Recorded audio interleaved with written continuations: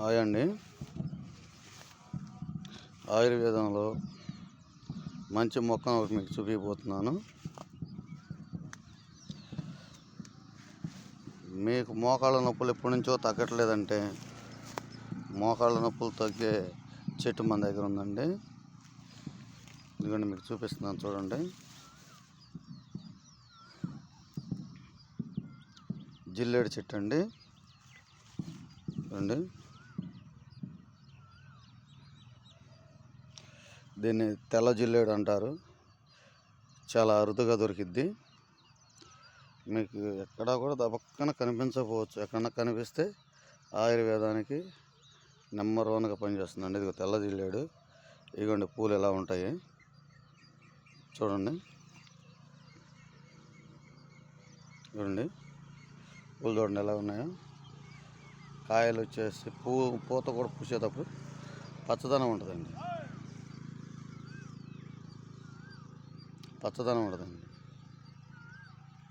పూలు చూసారుగా అంత వైట్గా ఉన్నాయో.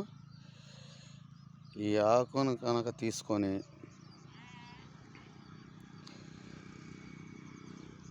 ఆకుకి పైన ఆకు తెంపి ఆకుకి పైన ఆముదం నూనె మాత్రం రాసి, ఆముదం తీసుకొని ఆముదం నూనె పైన ఆకు పైన రాసి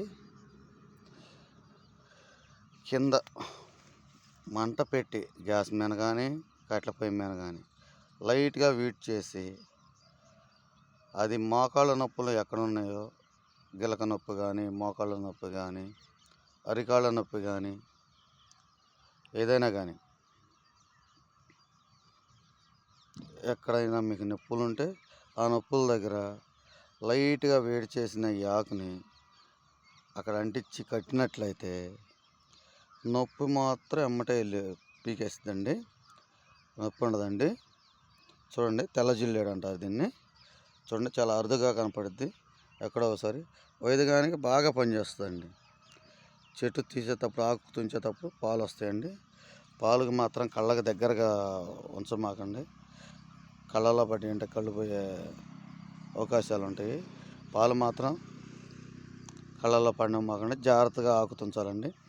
అలాగే నీకు ఆముదం చెప్పాను కదండి, నువ్వుల నూనె తీసుకొని నువ్వుల నూనెతో కూడా పైన రాసి ఆకుని అలాగే వేడి చేసి నిప్పుల మీద కానీ గ్యాస్ మీద కానీ ఎక్కడైనా సరే పైపక్క నువ్వుల నూనె కానీ ఆముదం కానీ ఏదైనా సరే మీకు ఏది దగ్గరగా అందుబాటులో ఉంటే అది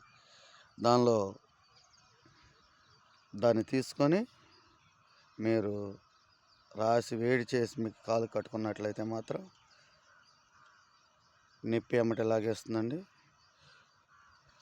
వీడియో చూసిన వాళ్ళు లైక్ చేయండి, షేర్ చేయండి, అలాగే సబ్స్క్రైబ్ చేసుకోండి.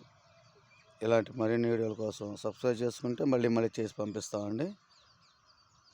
ఉంటాం. బాయ్ అండి.